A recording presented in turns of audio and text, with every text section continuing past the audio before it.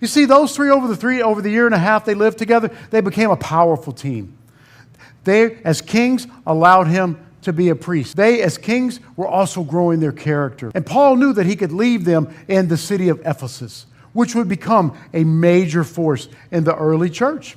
But what I will tell you also, and you couples, you can attest to this, that over this time that their character's growing. Can you imagine sitting around the table at night with Paul, talking, jawing, kicking the can back and forth? That's what we did growing up. We didn't have any money. We kicked the can back and forth.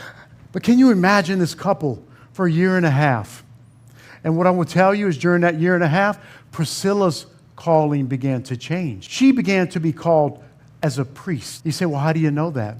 Well, there's scriptures that tell that. But I will tell you, in the scriptures, when you read the scriptures that reference him, in the beginning, it was Aquila and Priscilla. Culturally, dudes first. And this is my wife. But as she took the role, as she took the lead in the ministry, she begins to be referenced first. No disrespect to the king, but in a priestly conversation, she was mentioned first. I would venture to say that a lot of you couples come in, maybe not even knowing what role you play. Are you a king or a priest? You can both be kings, you can both be priests.